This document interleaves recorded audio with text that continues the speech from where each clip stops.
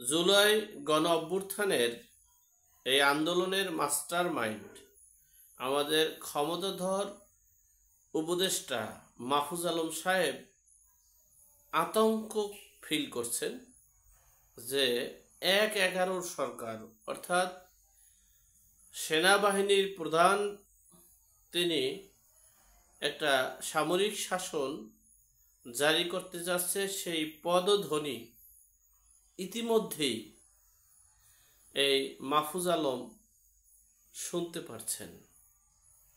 অপরদিকে আমাদের বিএনপির সবচেয়ে অভিজ্ঞ আমাদের সালাউদ্দিন সাহেব তিনি আবার বলছেন ১/১১ গণ অভ্যুত্থানের এই উপদেষ্টা পরিষদের সাথে যদি সামরিক শাসন গঠন করতে চায় বা নিতে চায়, তাহলে সেখানে জুলাইয়ের চেতনাধারীরা বিজয়ী হবেন। এই যে চাটুকারিতা, এই যে একটা পুঁজি, এই যে দেশের জনগণের কে আতঙ্কে রাখা, এটা রীতিমতো এই উপদেষ্টা পরিষদ থেকেই পাচ্ছি।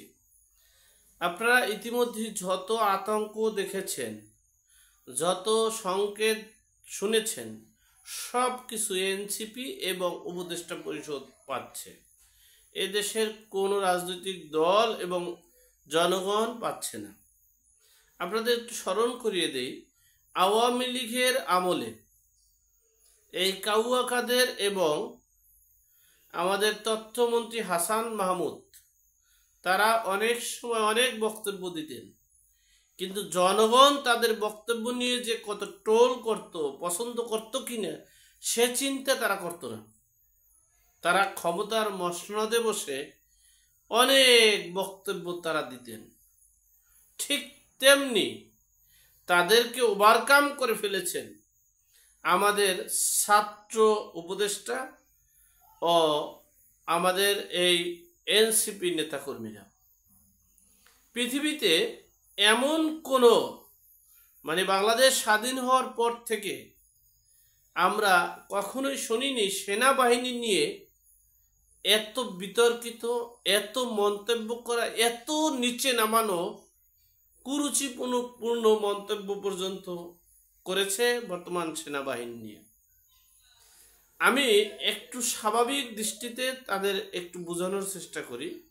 এই সেনাপ্রধান যদি ক্ষমতার লোভ করত, তাহলে 5ই আগস্ট থেকে 8ই আগস্ট এই 3 দিনে তারা ক্ষমতায় নিতে পারত।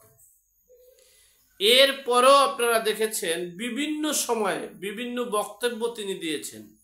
এমনকি তিনি বলেছিলেনও 18 মাসের মধ্যে অর্থাৎ ডিসেম্বরের মধ্যে নির্বাচন দিতে হবে। সে কথাও কিন্তু ওভারকাম হয়ে গেছে। এরপর বাংলাদেশে বিভিন্ন সময়ে খুব আতঙ্কের মধ্যে সময় কেটেছিল, তারপরও কিন্তু তিনি 1-11 সরকার গঠন করতে করেনি।